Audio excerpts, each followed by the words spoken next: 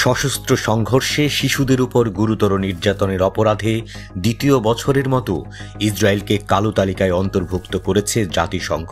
এমন এক সময় ইসরায়েলকে কালো তালিকাভুক্তির ঘোষণা এলো যখন গাজায় প্রায় ২০ মাস ধরে নৃশংস হামলা চালিয়ে যাচ্ছে ইসরায়েল। বৃহস্পতিবার প্রকাশিত নতুন এক প্রতিবেদনে জাতিসংঘ বলছে ২০২৪ সালে সংঘাতপূর্ণ অঞ্চলে শিশুদের উপর সহিংসতা নজিরবিহীন মাত্রায় পৌঁছেছে, আর গাজা উপত্যকা ও অধিকৃত পশ্চিম তীরে শিশুদের অধিকার লঙ্ঘনের ঘটনা সবচেয়ে বেশি ঘটেছে। এসব ঘটনার জন্য দায়ী ইসরায়েলি বাহিনী।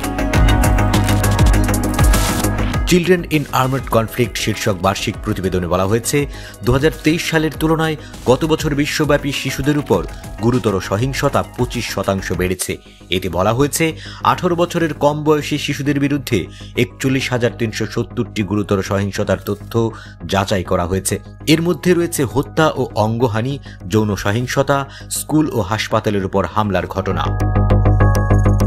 আল জাজিরার খবরে বলা হয় এসব ঘটনার মধ্যে শুধু অধিকৃত ফিলিস্তিনি ভূখণ্ড এবং ইসরায়েলে ২,৯৫৯ শিশুর উপর ৮,৫৫৪টি গুরুতর সহিংসতার ঘটনা ঘটেছে। এগুলোর মধ্যে ২,৯৪৪টি ফিলিস্তিনি শিশু এবং ১৫টি ইসরায়েলি শিশু। জাতিসংঘ নিশ্চিত করেছে যে গাজায় ১,২৫৯ ফিলিস্তিনি শিশু নিহত এবং ৯৪১ শিশু আহত হয়েছে। ২০২৩ সালের ৭ অক্টোবর ইসরায়েলে হামাসের হামলার পর এই সহিংসতা শুরু হয়েছিল। ওই দিন থেকে ইসরায়েল গাজায় টানা নৃশংস ও নির্বিচার বোমা হামলা চালিয়ে যাচ্ছে। গাজার স্বাস্থ্য মন্ত্রণালয় বলছে প্রকৃত মৃত্যুর সংখ্যা আরও অনেক বেশি। জাতিসংঘ বলেছে ইসরায়েলের অধিকৃত এলাকায় ২০২৪ সালে নিহত আরও ৪,৪৭০ শিশুর তথ্য যাচাইয়ের কাজ চলছে। জাতিসংঘের মতে পূর্ব জেরুজালেম সহ অধিকৃত পশ্চিম তীরে ৯৭ ফিলিস্তিনি শিশু নিহত হওয়ার তথ্যও পেয়েছে তারা। সেখানে শিশুদের উপর সহিংসতার মোট ৩,৬৮৮টি ঘটনা নথিভুক্ত করা হয়েছে। প্রতিবেদনে লেবাননে ইসরায়েলের চালানো হামলার কথাও উল্লেখ করা হয়েছে। সেখানে গত বছর ৫ শতাধিক শিশু নিহত বা আহত হয়েছে। জাতিসংঘ মহাসচিব অ্যান্তোনিও গুতেরেসে বলেন, অধিকৃত ফিলিস্তিনি ভূখণ্ড এবং ইসরায়েলি শিশুদের উপর এত মাত্রায় গুরুতর সহিংসতার ঘটনায় আমি মর্মাহত।